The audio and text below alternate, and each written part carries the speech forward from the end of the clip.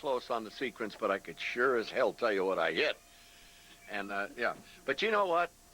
You're talking here, and we're talking about guessing or proper thinking at the plate is what I call it. But if I were to sit at a game, let's say an outstanding hitter like Tony is, and we sat there, and we knew a little bit about the pitcher, but you wouldn't have to know that much because there's so much you can see of a pitcher that tells you what he does. You can watch him warm up, and every curveball he throws, he can't get over. I'm not going to look for curveballs at the plate. He pretty near checks you out. Yep. And I was always in left field watching those guys warming up in the bullpen, you know, and I was geared in a little bit. But the big thing is that when you are guessing, what have you lost? Nothing. It could be a perfect pitch he threw anyway. The most important thing about hitting is getting a good ball to hit. Rogers Hornsby told me that. Getting a good ball to hit. And what does it mean? What does it mean to you, Tony? Me getting a good ball to hit means it's a pitch that I can handle. I could put a good swing on it, and not have any doubt in my mind that when I start to pull a bat through the zone, this ball that I'm going to hit hard. Single in the first, single in the second. That drove in a run. Double in the fourth. That drove in a run. Hit it well. Gone. 4 for 4. 6-2 Padres. Legend to legend will continue after this. Well, we're getting the insights on hitting from Tony Gwynn and Ted Williams. Jerry Coleman is the broadcaster for the San Diego Padres, has been for just about a quarter of a century.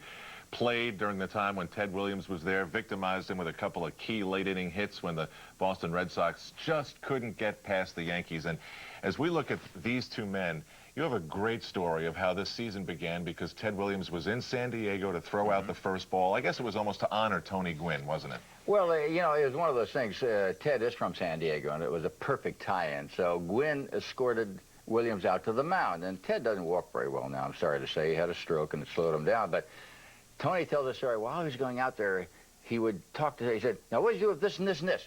No, you do this. He's quizzing this guy and giving him lessons on the way to the mound.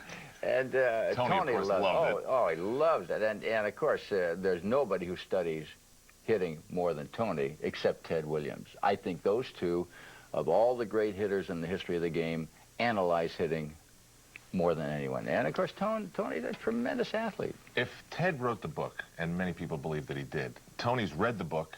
He's now gone beyond the book and into Ted's head. Has he taken that intense approach to hitting to another level, or is it not quite at what Ted was? Couldn't take it any more intense than anybody in the world. He gets to the ballpark at 1 o'clock every day for a 7 o'clock game. He's there 6 hours in advance, sometimes sooner, takes batting practice, goes out there, looks at films all the time. It's all he does on the road.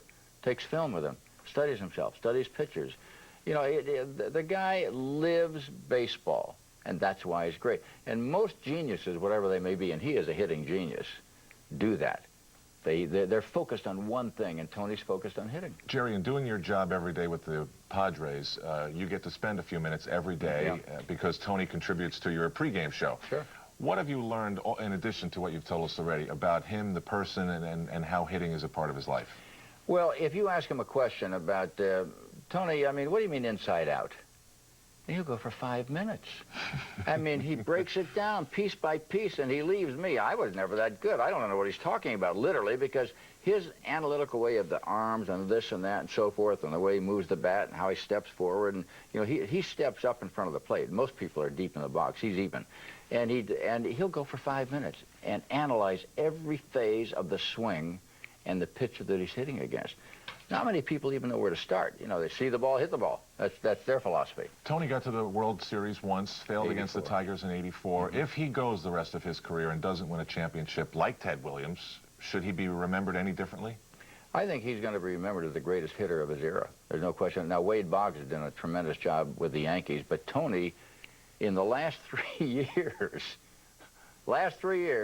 has a .372 batting average. He's gotten better as he's gotten older. He's going into his late 30s now. Now, if you were surfing, you know, all the channels that you've got on your cable television, and you came across a conversation between Tony and Ted, two guys you know well, would you stop and watch? Absolutely. Oh, Why would you not? Why would you not listen to the two greatest? Now, Williams is a different hitter. Power average. Gwynn is not a power hitter. He's an average hitter. Williams, 344. Gwynn is somewhere in the high 330s or whatever. And he's catching up. He's getting better as he gets older. I can't believe this. Usually, when you go by 35, you start sliding down. Sometimes after 30. Gwynn's getting better because he analyzes, studies. He knows what that pitcher's going to throw before he throws it. He's incredible. Thanks to Jerry. In sports, our long-lasting attention always gravitates to the players who are great. And the more we learn about them, we find that they love the game they play. Maybe you have to be great. Tony Gwynn and Ted Williams certainly do, and they have our long-lasting attention. I'm Al Troutwig. Thanks for joining us.